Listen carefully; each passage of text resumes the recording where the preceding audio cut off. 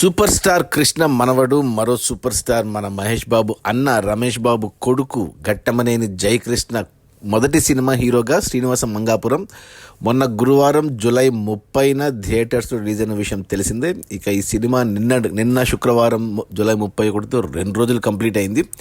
ఈ 2 రోజుల కలెక్షన్స్ చూస్తే అంటే మొదటి రోజు కంటే ముందు అడ్వాన్స్ బుకింగ్లో ఈ సినిమాకు 1 కోటి దాకా అడ్వాన్స్ బుకింగ్ ఉంది. వీకెండ్ దాకా 4 రోజుల వీకెండ్కి. ఇక మొదటి రోజు మనకు 2 కోట్ల గ్రాస్ వస్తే ఇక నిన్న శుక్రవారం కేవలం 1 కోటి మాత్రమే వచ్చింది. సో టోటల్గా 2 రోజుల్లో ఈ సినిమా 3 కోట్ల గ్రాస్ కలెక్ట్ చేసింది. ఏరియా వైజ్ చూసుకుంటే తెలంగాణలో మేజర్గా హైదరాబాద్ నుంచి 1 కోటి గ్రాస్ వస్తే ఆంధ్రప్రదేశ్ నుంచి 1.5 కోటి గ్రాస్ వచ్చింది.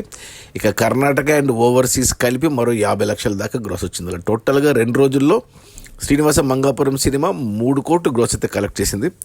ఇక ఈ 3 కోట్ల గ్రాస్లో థియేటర్ల రెంట్లు, గవర్నమెంట్ ట్యాక్సులు, ఖర్చులన్నీ పోను డిస్ట్రిబ్యూటర్ షేర్ వచ్చేసి 1.5 కోటి ఉంది.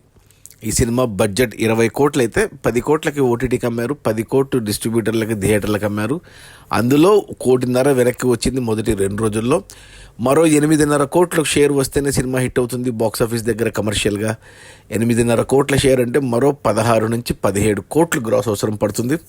ఈరోజు శనివారం, రేపు ఆదివారం. ఇక ఈ 2 రోజులే ఈ సినిమాకి ఏమైనా కలెక్షన్స్ వస్తే నాకు తెలిసి సినిమా ఒక 8 కోట్లు నష్టాలు తప్పేటట్టు లేదు. కమర్షియల్గా డిజాస్టర్ కాబోతుంది. సినిమాకు వచ్చిన రివ్యూస్ కూడా అలాగే ఉన్నాయి. దానికి తోడు స్పైడర్ మ్యాన్ థియేటర్స్లో ఉంది. సోలోగా వచ్చింటే ఏమన్నా కలెక్షన్స్ ఉండేవేమో, కానీ స్పైడర్ మ్యాన్ దెబ్బకు సినిమా ఇక పోయినట్టే. నేను ఇంకా చూడలేదు, కుదిరితే రేపు చూడాలి.